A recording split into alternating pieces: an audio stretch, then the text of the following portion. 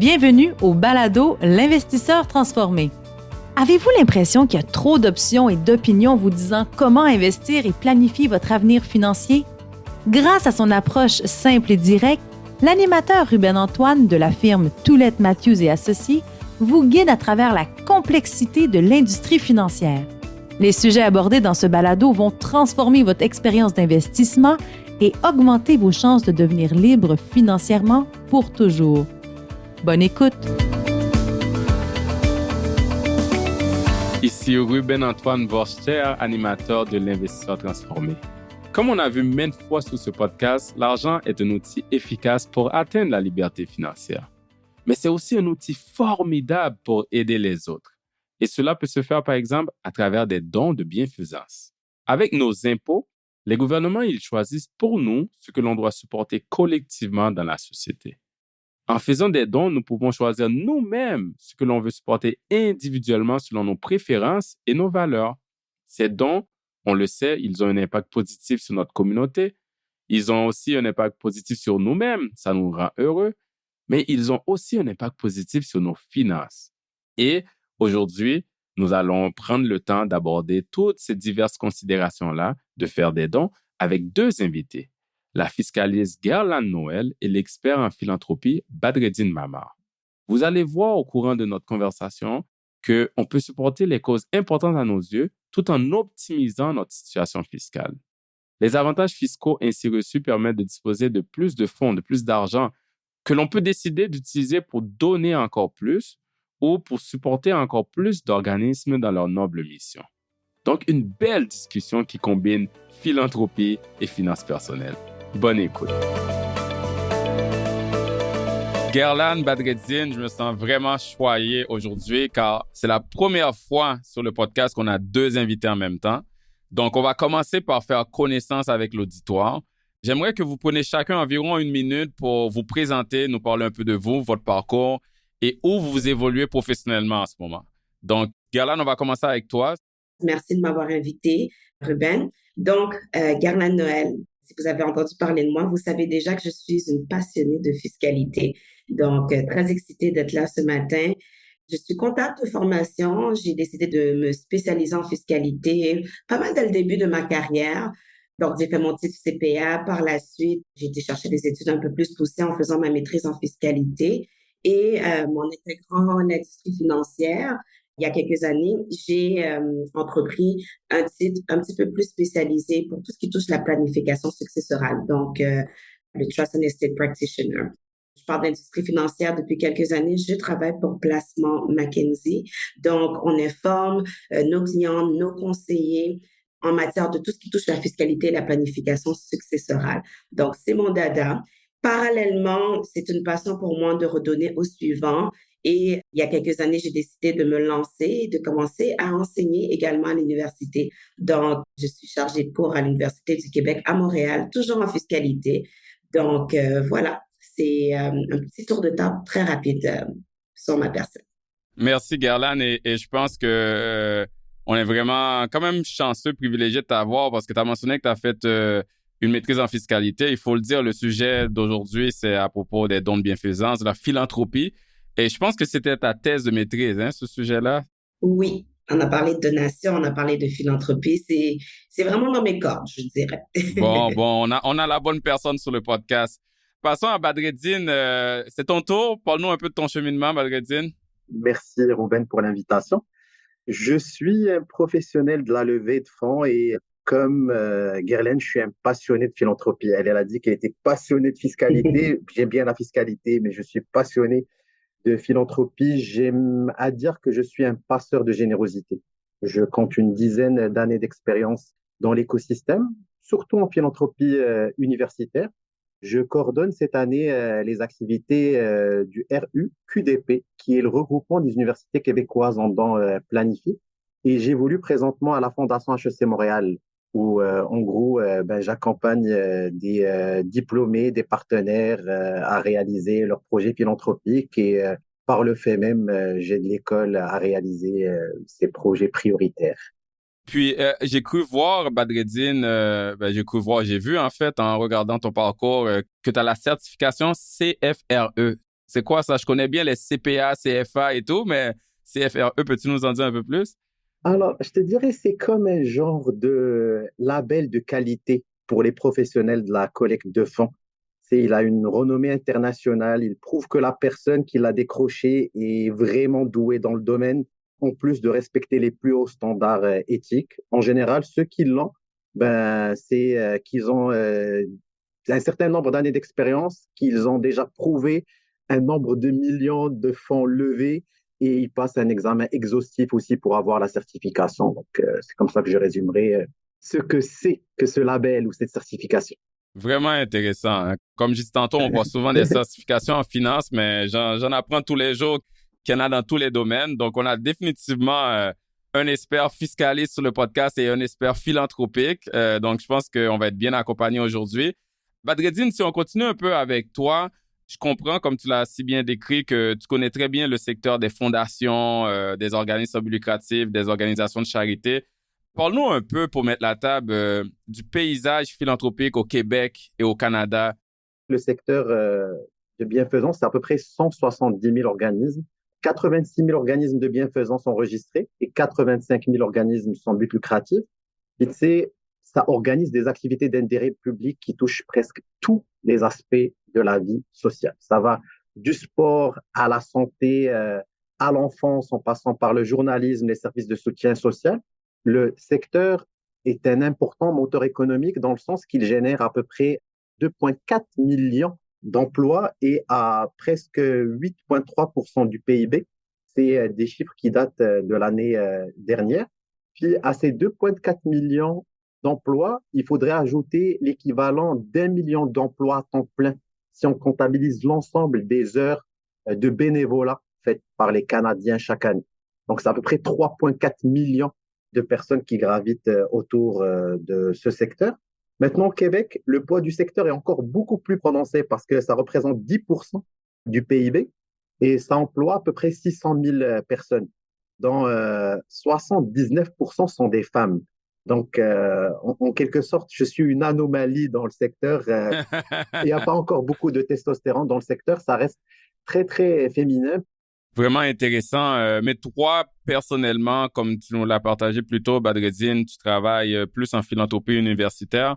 Est-ce qu'il y a des particularités propres au secteur philanthropique dans le milieu de l'éducation? Définitivement, la philanthropie universitaire, c'est comme un peu une grande fête des anciens élèves. Les diplômés mettent la main à la poche pour soutenir leur alma mater parce qu'ils considèrent qu'elle a été comme une rampe de lancement pour eux dans la vie.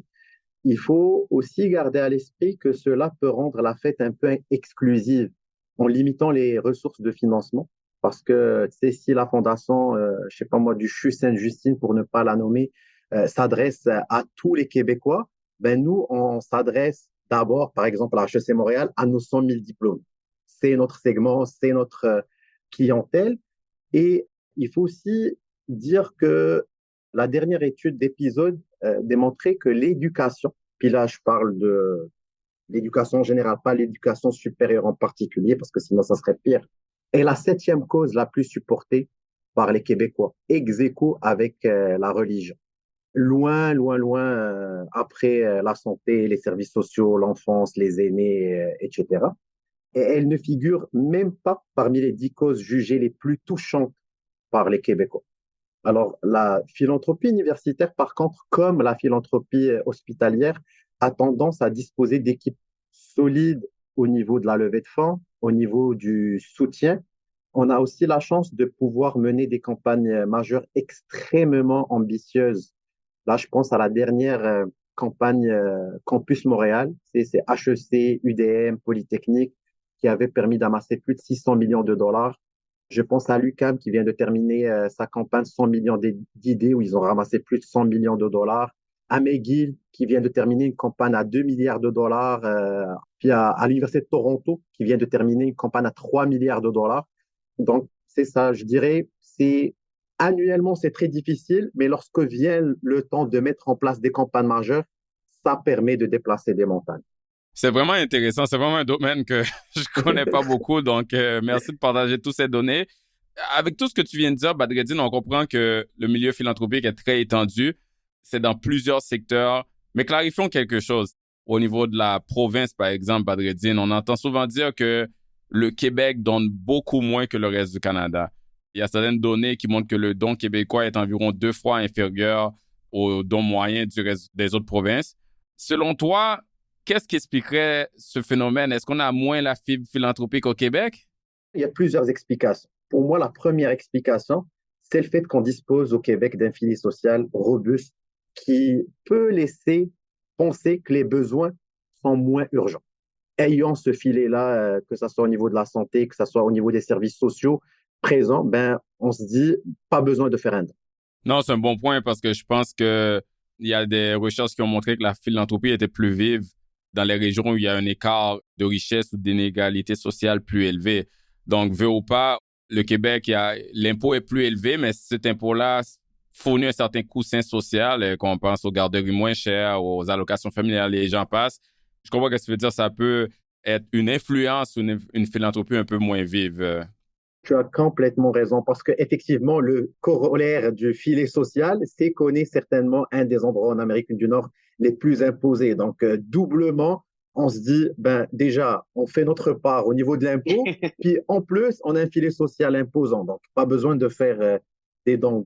On est très axé quand même sur le bénévolat. Et on oublie souvent que dans tout l'aspect philanthropique, la donation d'argent, c'est une chose, mais le don de son temps, c'est également quelque chose. Donc, c'est pas rare de voir ou d'entendre certaines personnes dire, ben, peut-être que je donne pas de l'argent, mais je donne de mon temps. Je fais X, Y, Z nombre d'heures par année en bénévolat. Et donc, moi, je pense que je considère que je fais ma part par rapport à donner au suivant. Donc, il y a ça aussi. Peut-être que c'est dans notre culture, dans notre mentalité. Tu as complètement raison. C'est un très, très bon point. Mais reste que les Canadiens font autant de bénévolat, si ce n'est plus que les Québécois aussi. Pour moi, Mm. c'est deux phénomènes qui devraient s'additionner. C'est le bénévolat de compétences devrait s'additionner à l'aide financière apportée aux organismes qu'on soutient. Le don en temps et le don en argent, les deux. Je suis OK. totalement d'accord. Ça devrait être combiné, ça devrait s'additionner. Puis, c'est la dernière étude d'épisode, parce que c'est l'étude la plus exhaustive au Québec, puis peut-être même au Canada, elle laissait entendre que 38%, c'est pas peu, 38% de Québécois estiment que la responsabilité philanthropique appartient d'abord au gouvernement. C'est énorme. Donc, c'est vraiment, il y a aussi un blocage culturel, d'après moi, en plus de tous les éléments. Par contre, pour bien étayer et bien comprendre ce décrochage, on considère toujours des données brutes. Tantôt, Ruben naturellement a dit le don moyen au Canada versus le Québec. Mais on oublie de dire que le Québec, on a le PIB par habitant, à peu près le 9e PIB par habitant au Canada. Je veux dire qu'il y a 8 provinces et territoires qui ont un PIB par habitant plus important au Québec. Donc, quand on ramène ça à la vraie richesse détenue au Québec par les Québécois, ben peut-être qu'on est plus généreux, mais on prend des chiffres dans l'absolu. Et puis on dit, ah, le don moyen au Canada versus le Québec. C'est un très bon point. Il y a un ajustement à faire dans la comparaison des données. Tu as mentionné qu'il y avait d'autres raisons qui pourraient expliquer pourquoi qu'on reste dans les données brutes. Par contre, pourquoi le Québécois donne moins? Oui, je pense que le fond de la tradition, c'est religieuse catholique, puis qui a été juste par la suite, quand on s'en est débarrassé, le gouvernement a pris le relais, ça n'a pas arrangé les choses. On se dit, ben, c'est pris en charge par quelqu'un d'autre. Justement, on est beaucoup moins religieux au Québec, hein? Puis 41% des dons en moyenne vont à la religion et à cause que la pratique religieuse est plus faible au Québec relativement par rapport à d'autres provinces.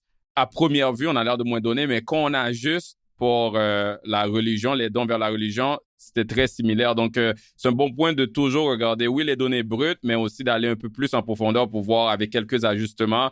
La langue qu'on parle fait pas qu'on est moins généreux nécessairement. Il faut juste regarder les données d'une bonne façon. Exactement.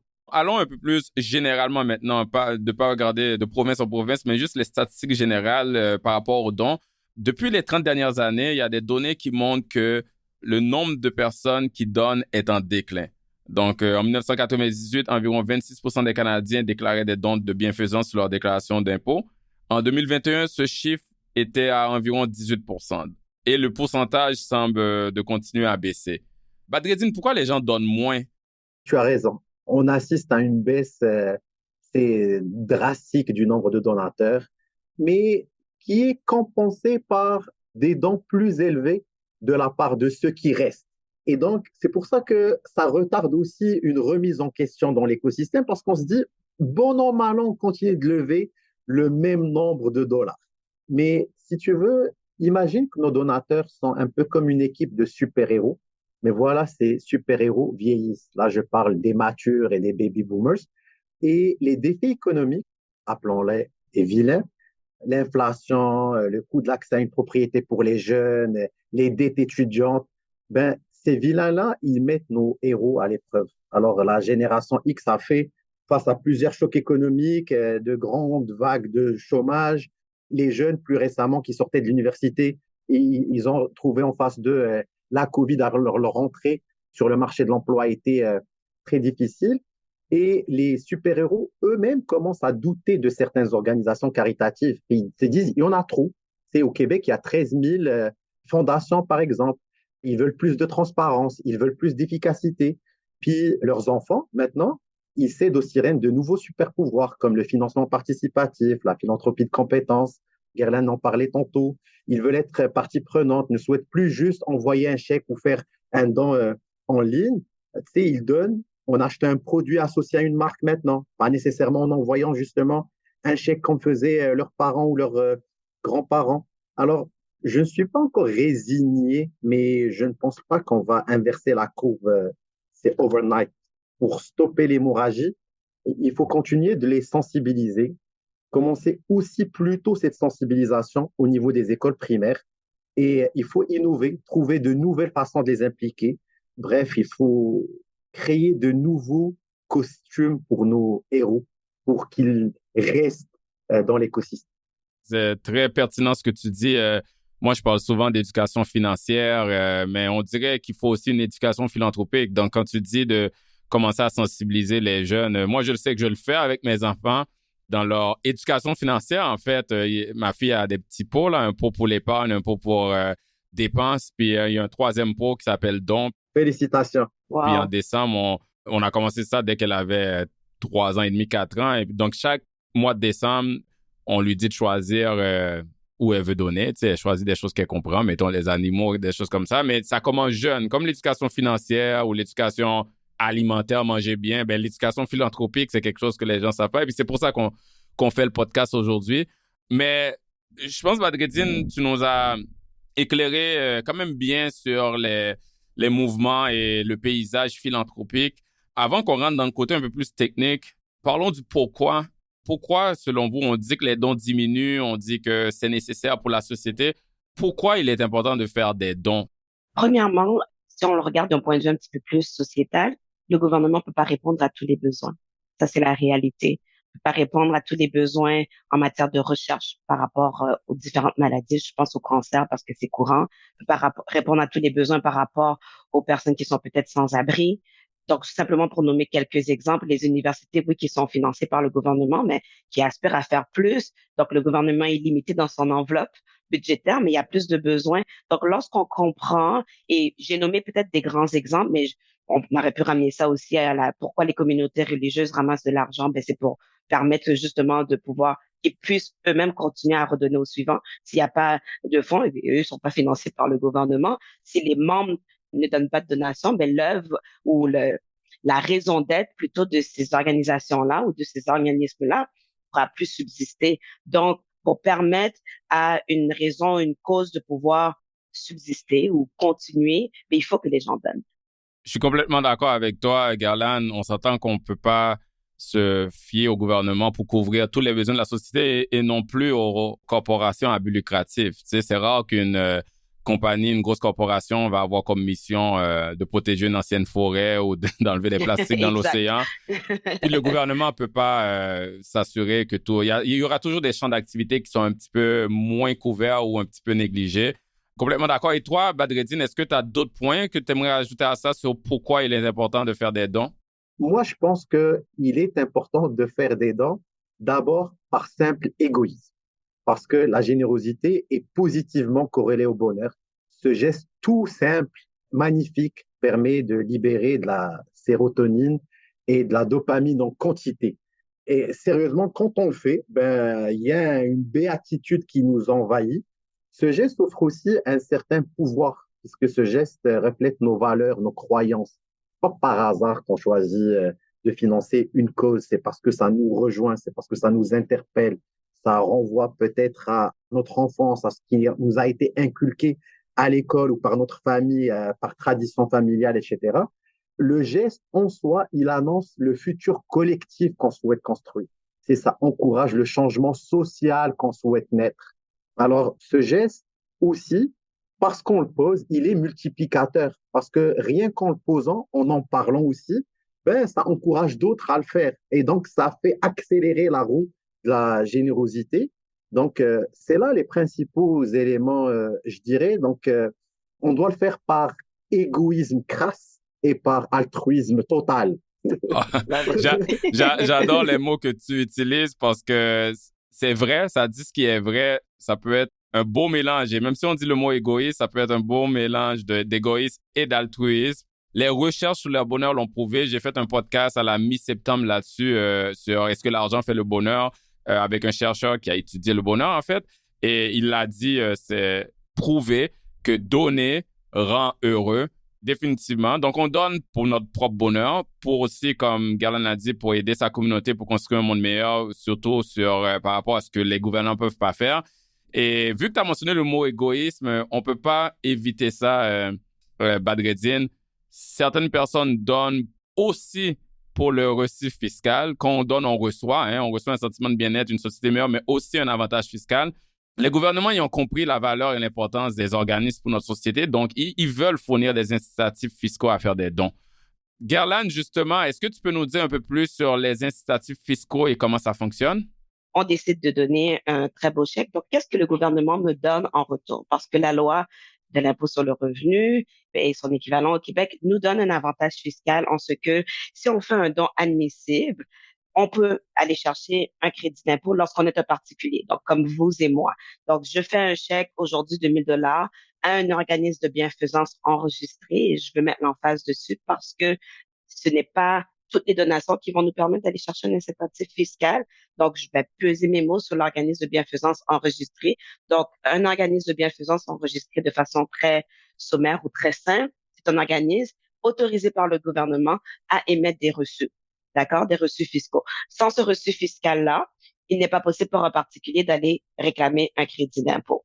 Donc, j'ai donné mon 1 000 $, j'ai reçu un reçu officiel et lorsque je vais produire ma déclaration fiscale, je vais pouvoir réclamer un crédit d'impôt qu'on dit non remboursable qui va permettre de diminuer ma facture fiscale. Donc, simplement faire attention avec la notion que ce soit non remboursable parce qu'un crédit d'impôt non remboursable vient diminuer notre facture fiscale. Et si notre impôt est réduit à 0, le double avantage derrière un crédit pour don de charité, c'est que si on n'a pas pu utiliser la totalité cette année, on peut l'utiliser dans l'une des 5 années suivantes. Puis sans aller trop dans les détails, si on parle d'amplitude, si on pense à quelqu'un qui a un revenu quand même assez élevé et fait un don, je sais pas moi, de 10 000 environ, on parle de combien, à quel niveau peut s'élever l'avantage fiscal avec un don de 10 000? Nos premiers 200 $ sont toujours calculés à raison, par exemple, si on se fie juste au fédéral, vont toujours être calculés à raison de 15%. Mais ensuite, l'excédent de 200 $ va être calculé, encore si je me fie juste au fédéral, soit à 29% ou soit à 33% selon notre palier d'imposition. Donc, vous savez, au Québec, au Canada, plus on gagne de revenus, plus notre taux d'imposition augmente. Donc, on dit qu'on est dans un système à taux d'imposition progressif. Donc, les dons suivent cette logique-là, alors que c'est pas le cas pour tous les autres crédits d'impôt qui existent. Donc, un particulier qui gagne des revenus très élevés. Je prends un chiffre comme ça, quelqu'un qui gagne 200 000.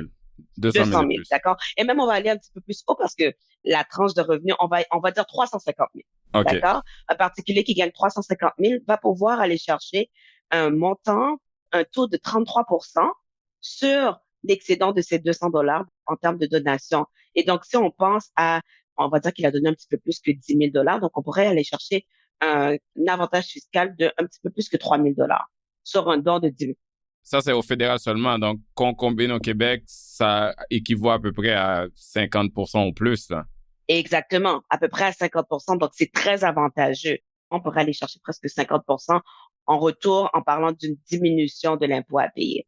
Exact. Donc, c'est très important. Je sais qu'on rentre un peu plus du côté technique, mais En fait, pour les particuliers à revenus élevés, l'avantage fiscal est à peu près équivalent à une contribution réelle, quoique une contribution réelle, c'est une déduction et là qu'on parle d'un crédit, ça c'est les nuances, mais il faut comprendre qu'un don de 10 000, on parle d'un retour d'impôt d'à peu près la moitié de façon combinée fédérale et provinciale quand on a un revenu vraiment élevé. Il faut faire attention, des fois les gens pensent qu'on s'enrichit avec un don. Un don, c'est un don, même si on reçoit un retour fiscal, on n'est pas plus riche, hein, on a juste... le coût du don nous coûte un peu moins cher. C'est juste ça qu'il faut retenir. Absolument. Si je continue avec toi, Gerlane, quand on parle de, mettons, familialement, s'il y a une bonne culture philanthropique dans la famille et puis les deux conjoints, par exemple, font des dons, est-ce qu'il y a une planification fiscale qui peut être faite avec cette situation-là quand il y a deux personnes du même ménage, en fait, qui font des dons? Oui, tout à fait. Donc, c'est un autre avantage que la loi donne dans un contexte où est-ce qu'on a deux individus qui sont soit mariés, donc on parle d'époux, ou des conjoints de fait. C'est important de le mentionner parce que autrement, ça ne s'applique pas. Un conjoint dans la loi doit être dans un de ces deux contextes-là. Donc, la loi voit comme un noyau familial la donation. Qu'est-ce que ça veut dire? C'est que si cette année, moi, j'ai fait le don, mais mon mari n'a pas fait la donation, lorsqu'on va faire nos impôts pour l'année d'imposition 2023, ça pourra être lui ou moi qui réclame finalement le crédit d'impôt. Et est-ce qu'il y a matière à planification fiscale en ce sens définitivement parce que on va vouloir maximiser l'utilisation du crédit d'impôt dans la déclaration, par exemple, qui a la facture fiscale la plus élevée parce que l'impact sera plus grand.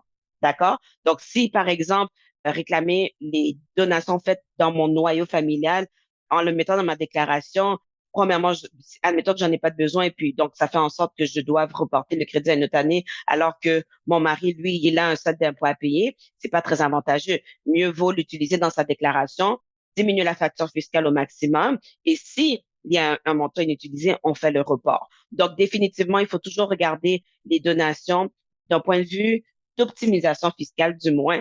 Il faut toujours se dire, regardons d'un point de vue noyau familial, dans la déclaration de qui ça pourrait être plus avantageux de réclamer le crédit pour don de charité et ainsi maximiser son utilisation. Très bon point. Donc, il faut vraiment retenir que si moi, je fais 60 000 par année et ma conjointe fait 200 000, le même don, mon don et son don mis ensemble sur sa déclaration pourrait avoir un plus grand retour pour la famille de façon combinée. On parle de fiscalité. Comme tu le sais, on peut pas continuer sans que je te demande l'impact des nouvelles règles de l'impôt sur la planification fiscale quand on parle de dons de charité. Avec le dernier budget de 2023, il y a eu des nouveautés. Peux-tu nous en dire un peu plus? Oui, tout à fait. Donc là, on va rentrer dans un sujet un peu plus téméraire. Téméraire. Donc, effectivement, il y a eu des modifications dans le budget. En fait, ça parlait de l'impôt minimum de remplacement. Pourquoi je dis téméraire? Parce que c'est un sujet dont on n'aime pas parler, dont on n'aime pas parler. Donc, j'ai la lourde tâche de pouvoir ramener ça à et je m'excuse de l'anglicisme, à un 101 pour que tout le monde puisse comprendre. Donc, c'est quoi l'IMR? Donc, je vais faire une petite explication par rapport à ça pour qu'on puisse être tous sur la même longueur d'onde. Donc, l'impôt minimum de remplacement, de façon très sommaire, sert ou vise à s'assurer d'une certaine équité fiscale pour tous les particuliers. D'accord? Faut se comprendre que ça vise les particuliers comme vous et moi. L'impôt minimum de remplacement veut s'assurer que, vous savez, dans la loi, il y a différents incitatifs fiscaux. On a parlé de crédit d'impôt pour don de charité tout à l'heure. C'en est un, mais il existe plein d'autres crédits d'impôt non remboursables ou remboursables, que ce soit les crédits personnels, les crédits pour frais médicaux. Il existe aussi beaucoup de déductions offertes à tous, donc toutes des choses légales. Déductions pour gains en capital. On sait qu'au Canada, les gains en capital sont imposés à raison de 50%. C'est permis. Déduction pour gains en capital pour certaines actions qu'on va vendre, par exemple, qui nous permettent d'être exemptés sur un certain montant. Et j'en passe. Donc, il existe différents incitatifs fiscaux, différentes déductions qui peuvent faire en sorte que un particulier, et habituellement, on veut aller chercher les particuliers qui ont un revenu beaucoup plus élevé. Lorsqu'ils combinent tous ces avantages-là, même s'ils ont gagné beaucoup de revenus, ils se retrouvent avec une facture fiscale minimale ou peut-être même parfois éliminée parce que lorsqu'on combine tous les incitatifs fiscaux permis, puis je veux mettre l'emphase dessus parce que c'est rien d'illégal. On prend tout ce qui est permis dans la loi, on combine les avantages, puis oups, j'ai réussi à diminuer ma facture fiscale. Donc, il se retrouve à payer peu ou pas beaucoup d'impôts. Alors que le particulier moyen, peut-être qui n'a pas vendu, par exemple, des biens pour générer du gain en capital et aller chercher une imposition sur 50%, ou qui a pas fait de certaines donations, qui a pas le droit à certains crédits d'impôt, des fois, il va se retrouver à payer plus d'impôts à la fin de l'année de façon purement monétaire que celui qui gagne peut-être 500 000.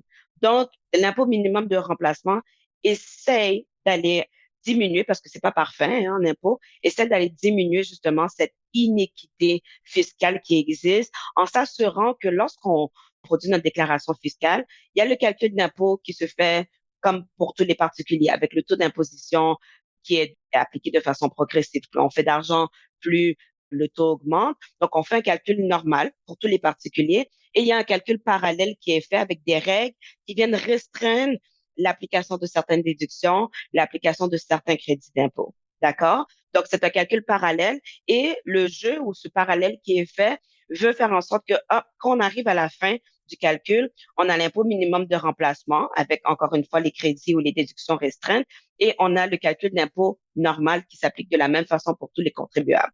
Si l'impôt minimum de remplacement est moins élevé que l'impôt normal, c'est correct, le particulier paye son impôt régulier. Donc, quand je dis impôt normal, l'impôt régulier. Si l'impôt minimum de remplacement est plus élevé que l'impôt régulier, alors le particulier doit payer l'impôt minimum de remplacement. Donc, en gros, si je comprends bien, moi, je fais ma déclaration d'impôt de 2023 et puis là, il y a mon calcul d'impôt normal et on parle d'une année où j'ai fait un don significatif. Il y a le calcul d'impôt normal, ça montre que je dois payer, je sais pas moi, 5 000 en impôt. Il y a le calcul parallèle qui est l'impôt minimum de remplacement qui montre que je dois payer 3 000 en impôt. Dans ce cas-là, moi, je paierais mon 5 000 normal parce qu'il est plus élevé que l'impôt minimum de remplacement. Mais si, à cause que j'ai fait un gros don, le 5 000 que j'ai payé, si j'avais pas fait ce don-là, j'aurais dû payer plus, mais le 5 000 m'a fait économiser l'impôt. Et puis, quand je fais le calcul d'impôt minimum de remplacement avec toutes les restrictions sur le don et d'autres planifications fiscales, ça montre que l'impôt minimum de remplacement maintenant est de 7 000. Il est plus élevé que mon impôt normal. C'est l'impôt minimum de remplacement que je dois payer. Ça m'assure de payer un impôt minimum, comme ça le dit, parce qu'on restreint dans ce calcul parallèle-là le crédit de don de charité, par exemple, que j'aurais pu avoir. Est-ce que je comprends bien à peu près? Oui, tu comprends bien. Donc, dans l'exemple que tu as donné, 7 000 IMR, on va l'appeler l'IMR pour les fins de notre discussion, et 5 000 l'impôt régulier. Donc, on paye le 7 000. Qu'est-ce qu'il faut comprendre de l'IMR? C'est que cet écart de 2 000, parce qu'on comprend que de façon artificielle, notre impôt vient d'augmenter. De 2 000, on a payé 2 000 en plus. De 2 000 $. Donc, là, on s'entend, tout le monde crierait pour dire, ben, mais ça aussi, c'est inéquitable. Comment ça se fait que tous les autres particuliers payent leur impôt régulier et là, moi, je me retrouve à payer 2 000 $ de plus. Le gouvernement dit oui, mais. Donc, ce 2 000 $ d'écart-là, il est récupérable sur une période de 7 ans, d'accord, de façon prospective. Durant l'une des 7 années qui va suivre ou durant plusieurs années, on va pouvoir aller récupérer ce 2 000 $-là. Donc, c'est pas totalement perdu et ça vise à ramener également l'équité pour ces personnes qui sont contraintes à payer l'IMR. Donc, c'est pas totalement perdu. OK, donc on comprend un peu plus le concept de l'IMR ou l'impôt minimum de remplacement, qui n'est pas nouveau, qui a existé, qui existe depuis plusieurs années, mais depuis 2023, applicable à partir de 2024, il y a eu des changements par rapport à l'IMR. Puis on va focuser, il y a beaucoup de changements, mais on va se concentrer sur ceux qui s'appliquent aux dons de charité. Peux-tu nous dire juste généralement c'était quoi les changements par rapport à l'IMR et les dons de charité, Garland? Oui, tout à fait. Parce que dans le calcul d'origine de l'IMR, je vais vous épargner la formule pour les fins de notre discussion. Il faut savoir que on pouvait tenir compte de 100% des crédits d'impôt. Donc, parmi ces crédits d'impôt-là, à quelques exceptions près, parmi ces crédits d'impôt-là, naturellement, il y avait le crédit pour don de charité. Dans les propositions énoncées dans le cadre du budget, et je vais mettre l'emphase sur le mot proposition parce qu'il faut savoir qu'en date d'aujourd'hui, il n'y a pas encore une date précise d'application, à part qu'on nous dit que ça devrait être pour 2024.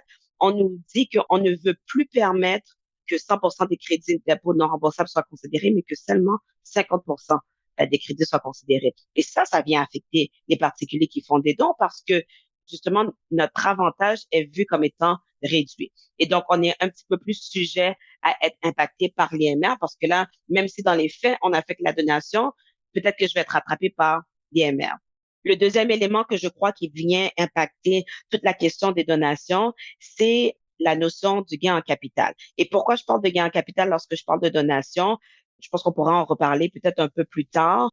Il faut savoir que lorsqu'on fait une donation, il y a qu'est-ce qu'on appelle une disposition. Lorsqu'on parle de donation d'argent, c'est une chose, mais si par exemple on parle de donation d'action ou de donation d'un bien, donc je donne un bien de valeur, une voiture par exemple, qui a accumulé la valeur, je la donne à un organisme. Il faut savoir que parallèlement au fait que l'organisme va me donner un reçu fiscal, d'un point de vue fiscal, pour ma part, je suis considérée comme ayant disposé ou ayant vendu ma voiture à sa pleine valeur. Donc, elle a juste valeur marchande. Ça peut générer de l'impôt. Donc, on sait que le gain en capital, lui, va être considéré à 50%. Donc, c'est un avantage, c'est quand même un avantage fiscal. Dans le cadre de l'IMR, à la base, dans son calcul, à la place de considérer seulement 50%, l'IMR venait considérer 80% d'un gain en capital comme étant imposable. Dans les nouvelles règles, le gouvernement veut remonter ce pourcentage-là à 100%. Donc, même dans un contexte de donation, ça va venir impacter. Pas de la donation en argent, mais parce que il existe d'autres types de donations, ça va venir impacter le particulier qui serait assujetti à l'IMR. OK. Et il faut le dire, hein, on veut partager, survoler, je veux dire, toute l'implication des nouvelles règles, mais on comprend que c'est un calcul, comme tu l'as dit, plutôt, Guerlaine, quand même complexe. Le but, c'est pas que vous comprenez tous les tenants et aboutissants des règles fiscales autour de l'impôt minimum de remplacement. Ce qu'il faut retenir, c'est qu'il y a eu des changements. C'est un petit peu complexe. C'est un petit peu moins avantageux relativement de faire des dons, surtout des dons en placement. Donc, faites-vous accompagner, allez voir vos fiscalistes pour pouvoir mieux vous guider là-dessus, surtout si vous voulez faire des dons d'ici la fin de l'année, mais aussi dans le futur. Donc, quelque chose à faire attention du côté plus fiscal quantitatif.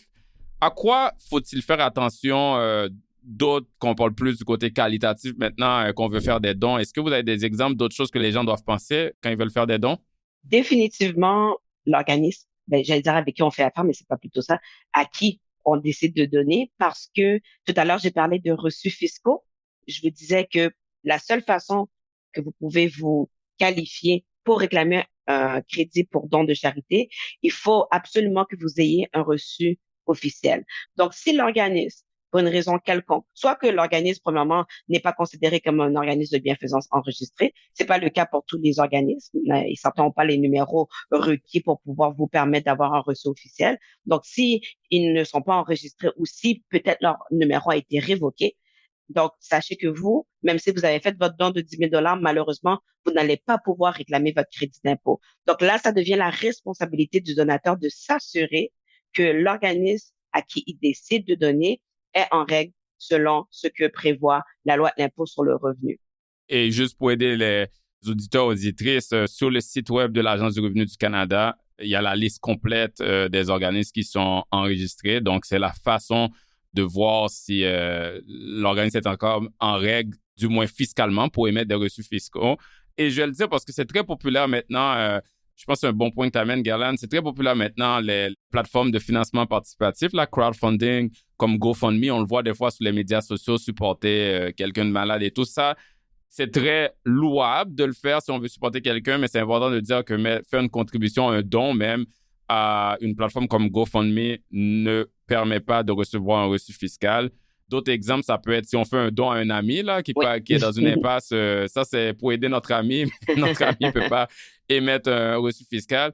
Il y a aussi quand on veut supporter des projets internationaux, à moins qu'on le fait à travers un organisme qui est enregistré ici. On peut bien supporter, je sais qu'il y a des gens qui supportent un projet en Haïti, par exemple. Quand je parle de ma communauté, ça ne veut pas nécessairement dire qu'on va recevoir un reçu fiscal si c'est important pour nous dans nos impôts. Donc, de regarder si ça se fait à travers un organisme qui est ici. Est-ce que vous avez d'autres... On comprend qu'on ne reçoit pas toujours le reçu fiscal. Est-ce que vous avez d'autres exemples, Badreddine ou Guerlaine, par rapport à ça? Après, 24% de Québécois font des dons à la caisse d'un commerce. C'est très, très populaire. Là aussi, ça s'applique. On ne peut pas avoir un reçu fiscal. C'est un très bon point parce qu'on le voit, hein, on va au IGA ou n'importe quelle épicerie, puis ils demandent un don pendant qu'on paie notre facture. J'ai appris dernièrement, par exemple, que à un certain niveau, on peut aller à la caisse de service à la clientèle pour recevoir un don. Ah oui, mais il faut aller... Oui, j'ai appris ça dernièrement. Okay, dans une émission sur les dons de Pierre-Yves McSween, j'ai appris ça. Même lui avait l'air d'être étonné de ça. Mais justement, ça prend une étape de plus. Hein. C'est pas pendant qu'on paye notre facture. Il faut après dire un instant, je vais aller là. Puis aussi, des fois, tu sais, quand on fait notre épicerie, on fait juste dire rajoute un 5 $. il faut que ça soit un certain montant minimal. Il y a beaucoup d'organismes, en fait, pas juste à l'épicerie, qui émettent des reçus de dons seulement si on donne minimalement, on va dire, $20. Donc, ça, c'est quelque chose à faire attention aussi. Si on compte faire des petits dons de 5 à $10, vaut mieux les regrouper ensemble, faire un don de $20 à n'importe quel organisme si c'est leur limite pour recevoir un reçu fiscal. Donc, très bon point. Mais Badreddine, vu que tu as répondu là-dessus, je continue avec toi. On vient tous d'augmenter un peu notre éducation philanthropique, mais si quelqu'un se dit jusqu'à maintenant, j'ai des belles informations, j'aimerais commencer ou continuer à donner à un organisme, mais tu parlais du paysage tantôt, il y en a tellement, je ne sais pas où commencer, je me sens un peu perdu là-dedans, sur lesquels choisir. Ça, c'est quoi tes suggestions, Badreddine, pour quelqu'un qui veut commencer? Tu as raison, il est en fait tout à fait normal de se sentir un petit peu perdu vu le grand nombre d'OBNL dans l'écosystème. Tu sais, au Québec, il y en a 15 000. C'est sûr qu'au moment de faire le tri et de vouloir choisir, etc., mais c'est un peu comme choisir un restaurant. Il faut commencer par se dire, ben, qu'est-ce que je veux manger? Après ça, aller voir les reviews. Ben, c'est la même chose. Il faut s'informer minimalement. Donc, il y a un travail qu'on doit faire en amont. Il faut demander à des amis, se rappeler que qu'adopter une cause, c'est comme voter. Ben, on ne peut pas voter sans aller lire la plateforme électorale d'un candidat ou d'un parti. Ben, c'est la même chose. Il faut aller s'informer sur leur impact, aller lire le dernier rapport annuel, peut-être leur rapport financier, s'informer sur la gouvernance de cet organisme-là, voir c'est qui leur partenaire institutionnel, c'est qui leur partenaire corporatif, voir le scope de leur intervention aussi. Puis après ça, en connaissance de cause, une fois qu'on a épluché les réalisations, l'empreinte, l'impact, la gouvernance, là, on peut être confiant et adopter une cause. Puis je sais qu'il y a des agrégateurs d'organismes, etc., et des répertoires d'organismes, mais je crois qu'on ne peut pas faire l'économie de ce travail-là en amont avant de choisir un organisme. Puis, je pense que la bonne nouvelle aussi, on parle du nombre d'organismes au Québec, 15 000. La bonne nouvelle, c'est qu'il y en a pour tous les goûts.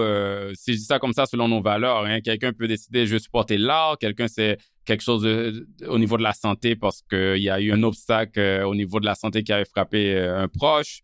Quelqu'un d'autre, c'est les enfants, le sport. Donc, il y en a pour tous les goûts. Ça, c'est la bonne nouvelle, mais c'est sûr qu'il y a du travail à faire là-dedans, définitivement.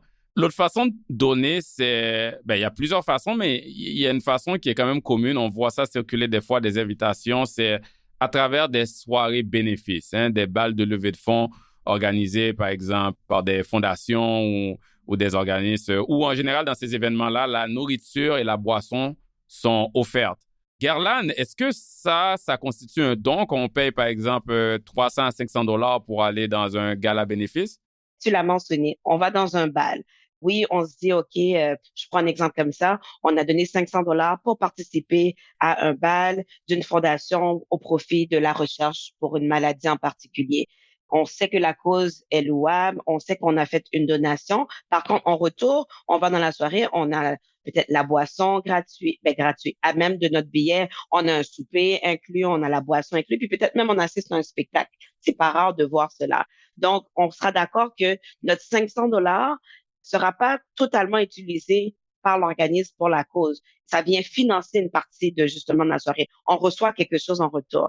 Donc, si on va, je reprends mon exemple, on participe à une soirée, un bal qui a pour but de financer de la recherche pour une maladie, on a payé 500 $ et que la portion de mon 500 $ attribuable à mon souper représente 150 $. Alors, ça veut dire que de mes 500 $, j'ai reçu un avantage de 150 $ qui ne peut pas faire l'objet d'un crédit d'impôt, mais le 350 $ restant, lui, pourra faire l'objet d'un crédit d'impôt et vous allez le voir, les organismes le savent. Ils vont vous émettre un reçu officiel pour la somme de 350 $, même si vous avez payé 500 $. Puis décembre, c'est quand même connu que, je parle pas nécessairement là de gala bénéfice, c'est plus au niveau des dons, c'est le mois où chaque année, les dons sont le plus en hausse. Il y a des données qui montrent que les organismes ramassent environ près de la moitié de leurs dons annuels dans le mois de décembre seulement. Puis environ 12% des dons se font dans les 3 derniers jours. Donc, on s'entend que les gens, ils semblent faire plus de dons vers la fin de l'année. Badreddine, comment tu expliques ce phénomène? Alors, c'est très simple. On aime dire dans l'écosystème que le mois de décembre, c'est le mois des super-héros. C'est la saison de la générosité par excellence. Puis, il y a trois raisons principales qui expliquent ce phénomène ou cette frénésie. D'abord, il y a une question qui concerne directement les avantages fiscaux. On sait que c'est passé minuit le 31 décembre, ben, le don va compter dans l'année N plus 1 et pas dans l'année N. On veut être certain de le faire avant le 31 décembre. Donc ça, c'est un effet pool.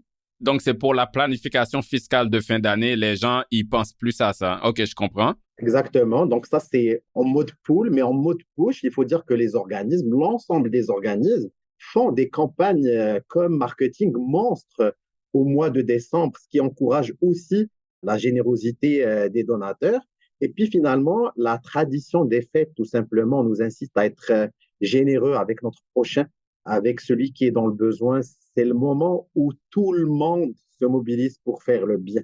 Si on veut conclure l'année en beauté, en quelque sorte, avant de coucher sur un papier les 3 ou 4 résolutions de l'année suivante, on veut se sentir bien, aller chercher ce sentiment de bonheur dont on parlait tantôt. C'est comme ça, généralement, qu'on veut terminer une année. C'est ce qui explique le poids du mois de décembre dans la levée de fonds. C'est ça. Donc, le temps des fêtes, veut ou pas, ça vient avec cette volonté de vouloir célébrer les valeurs de partage parce que les fêtes, c'est à propos de ça. Et le côté fiscal aussi, définitivement rentre en compte. Il peut y avoir aussi des raisons financières. Par exemple, si les gens ont un excédent de liquidité, par exemple, s'ils viennent recevoir un bonus de fin d'année, puis là, ils pensent à ça. Donc, c'est un mélange de tout ça. Aussi, si je peux faire un petit peu de pause sur qu'est-ce que vous avez dit, là, je ramène ça peut-être d'un point de vue fiscal. Souvent, vers la fin de l'année, les gens ont une meilleure idée de combien qu'ils ont fait durant l'année, sachant que, exemple, ils ont fait un certain revenu et que l'impôt qu'ils ont déjà payé, par exemple, par rapport via les retenues à la source de leur employeur, donc s'ils sont salariés, s'ils se rendent compte déjà que c'est pas suffisant, on sait qu'on peut aller jouer avec les contributions réelles jusqu'au 1er mars de l'année suivante, mais les donations, eux, le compte arrête au 31 décembre. Donc, avec cette meilleure idée-là du portrait financier ou du portrait en matière de revenus imposables, on peut se dire, oui, il y a une cause qui me tient à cœur, mais j'ai un besoin fiscal de faire une donation de peut-être, le comptable, le fiscaliste peut faire le calcul, de peut-être 6 000 $. Donc, ça nous enligne à savoir combien qu'on veut donner pour aller chercher un certain retour ou pour aller diminuer notre facture fiscale. Complètement d'accord avec toi, Gerlane. Justement, quand on parle de dons de charité, on pense souvent de dons en argent. Plutôt, Gerlane, tu as parlé de l'autre façon de donner aussi, qui est de donner son temps, de donner son expertise, par exemple. On peut aussi donner des biens immobiliers, des biens personnels, des pièces d'équipement, de l'art, quand on pense, par exemple, à des gens qui ont un tableau reconnu d'un peintre qui donne à un musée. Chaque type de bien a son propre traitement au niveau de l'impôt. Et, comme j'ai dit plus tôt, il faut se faire accompagner pour récolter l'avantage fiscal approprié. Je ne vais pas aller dans tous ces types de dons-là. Je vais rester dans le domaine financier. Il y a aussi le don en placement. On peut faire des dons en titres d'actions, de FNB, de fonds mutuels. Comment ça fonctionne, Gerlane? Il est possible de faire des dons, je donne un exemple comme ça, très courant, un don d'unité de fonds mutuels.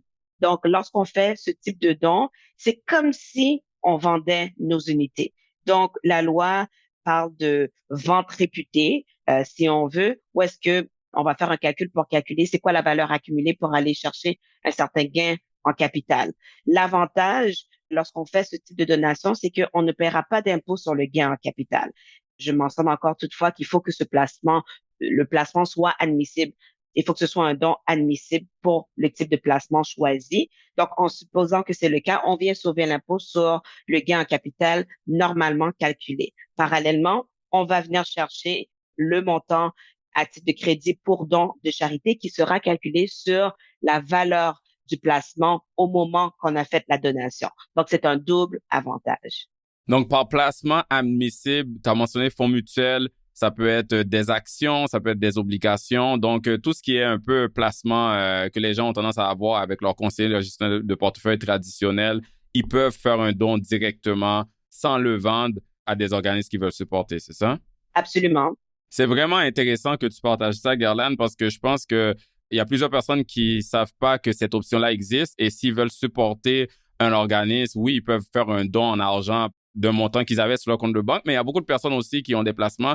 Ils pensent qu'ils doivent, pour générer les fonds pour faire le don, vendre le placement et après faire le don. Et en faisant ça, ils génèrent un gain en capital si le placement avait bien performé dans le passé. Et ce gain en capital-là, ils sont imposés dessus. Donc ça, c'est, comme tu l'as si bien expliqué, c'est une façon de faire le même don en donnant l'argent, le placement directement à la fondation, mais pas payer l'impôt sur ce gain en capital-là, alors que dans les deux cas, ils reçoivent leur crédit. Donc c'est comme un win-win parce qu'ils ont un avantage plus élevé, mais ils continuent à supporter l'organisation en question. C'est vraiment intéressant, ça. Si on reste dans le domaine de faire des dons en placement, mais pour les gens qui ont des investissements dans une corporation, est-ce qu'on parle d'entrepreneurs, de professionnels incorporés qui font souvent des investissements directement dans leur compagnie de gestion? Est-ce qu'il y a un avantage supplémentaire, Garland, à faire des dons en placement à partir d'une corporation? Absolument.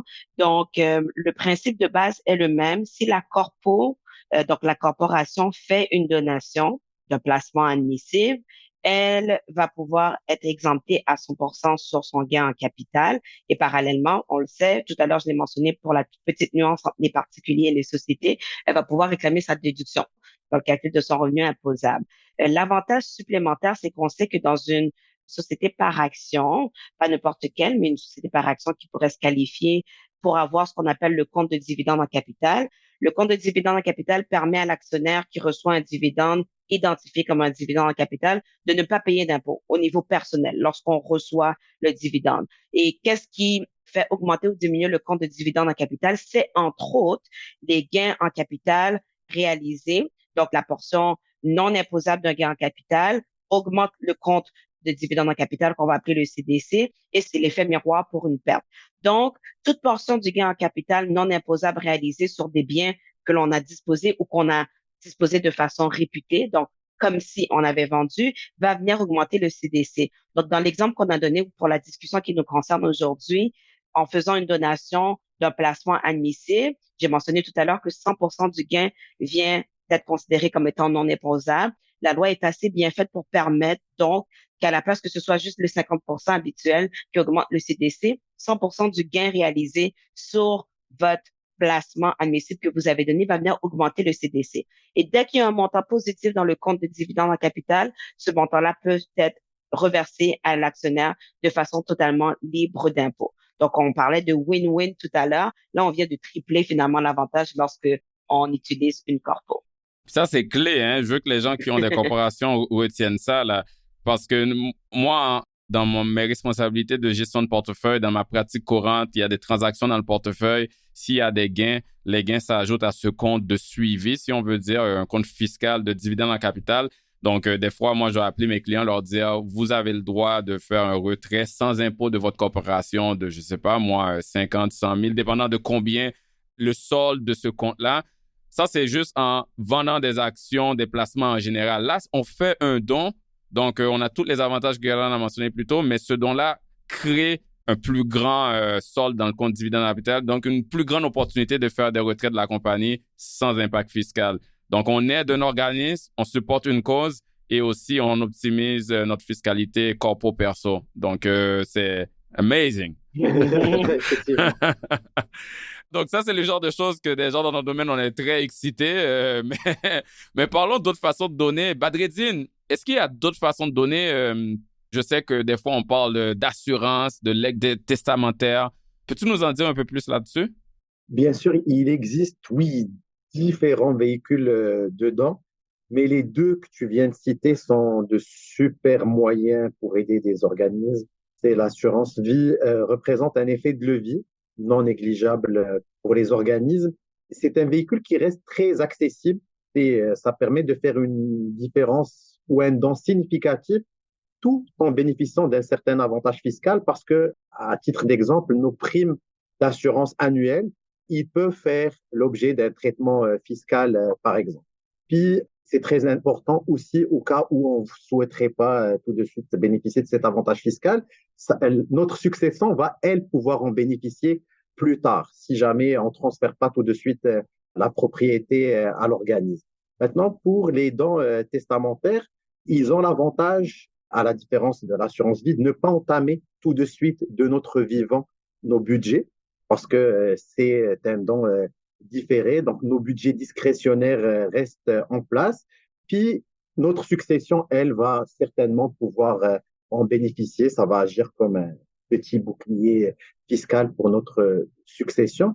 Les deux véhicules permettent d'offrir un revenu prévisible en quelque sorte pour l'organisme par le truchement et le fait de l'espérance de vie.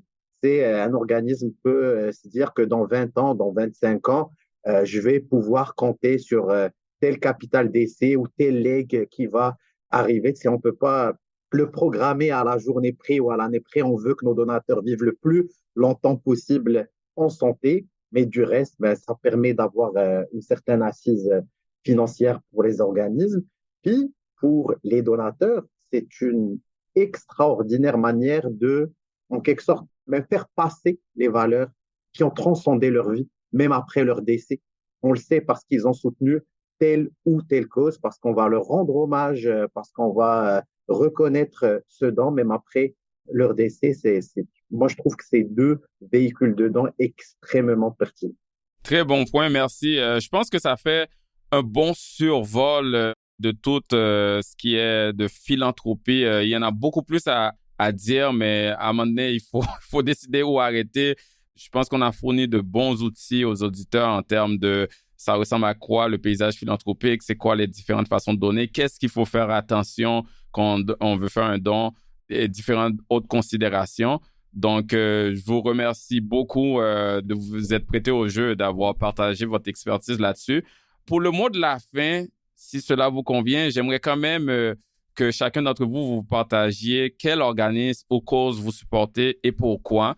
On arrive dans le mois le plus occupé en termes de dons, donc je pense que c'est une bonne façon de finir. Je vais commencer avec toi, Guerlaine. Est-ce que tu peux nous dire un peu c'est quoi la cause principale que tu supportes? Oui, tout à fait. Je dirais que de façon presque ex aequo, les deux causes principales, donc plus peut-être commune pour tous, moi, la cause du cancer est une cause qui me tient particulièrement à cœur. J'ai connu de près ou de loin différentes personnes qui ont été atteintes, donc ça me touche depuis longtemps. Donc, parmi mes donations, on va voir qu'il y a toujours une portion importante qui va à la cause du cancer de façon générale et de façon ex aequo, ma communauté religieuse. Donc, pas juste d'un point de vue local, d'un point de vue général. Donc, je mets ça dans un ensemble. Je dirais que ce sont les deux causes auxquelles je contribue de façon assidue et plus importante. Merci beaucoup, Guerlaine. Et toi, Badreddine? Ben moi, je supporte naturellement, je dirais, de façon organique, mon alma mater, qui se trouve à être mon employeur actuel, parce que je suis membre du Club des 100 ou le Club des jeunes philanthropes de la Fondation HEC Montréal. Je supporte aussi la Maison des enfants, le Dauphin de Laval, parce que c'est une cause qui me tient à cœur, parce qu'ils font un travail extraordinaire avec les enfants de 0 à 12 ans, et parce que je suis aussi administrateur de cet organisme-là. Et je soutiens aussi des initiatives basées au Maroc, mon pays d'origine aussi. Donc, je dirais que c'est les trois causes que je soutiens présentement. Merci, Badreddine.